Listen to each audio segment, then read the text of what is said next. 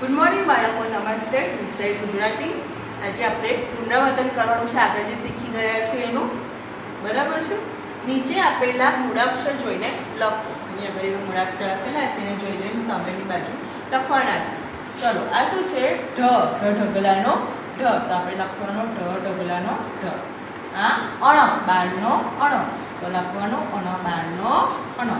આ ત તપેલીનો ત. તો લખવાનું છે આપણે ત તપેલીનો ત. આ શું છે બાળકો? થ થળિયાનો થ. તો લખવાનું થ થળિયાનો થ. આ દ દડાનો દ. લખવાનું આપણે બાળકો દડાનો દ. આ શું છે? ધ ધજાનો ધ. તો લખવાનું ધ ધજાનો ધ. એવી જ રીતે આવી રીતે તમારે સામે જોઈ બાળકો મૂળાક્ષર લખવાના છે. ત્યારબાદ ખાલી જગ્યા પૂરો. અહીંયા ઘડી મેં ખાલી જગ્યા લખેલી છે, તો તમારે બધાએ ધ્યાન આપવાનું છે. ટ ટપાલીનો ટ. એના પછી શું આવે? તો ઠ ઠળિયાનો ઠ. ડ ડબ્બાનો ડ. એના પછી શું આવે? ઢ ઢગલાનો ઢ. આ અણબારનો અણ. એના પછી શું આવે? તો ત તપેલીનો ત.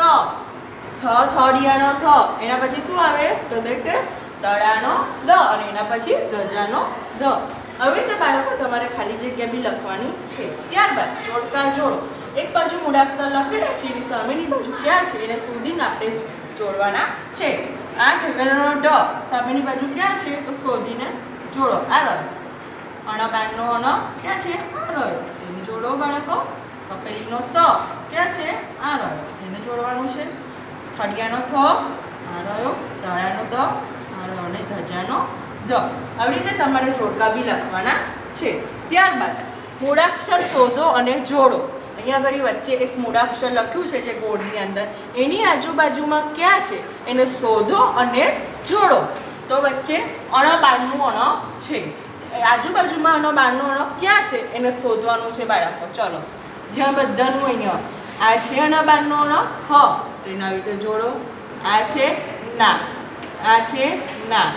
આ છે ના. આ છે હ. એને જોડો. આ છે ના. આ છે ના. આ છે ના. આ છે હ. આવી રીતે તમારે બાળકો જોડવાનું છે. ત્યારબાદ બીજું વચ્ચે દડાનો દ. દડાનો દ ક્યાં છે આજુબાજુ એને શોધવાનું છે. આપણે આગળ જોડ્યું એ પ્રમાણે તમારે કરવાનું છે.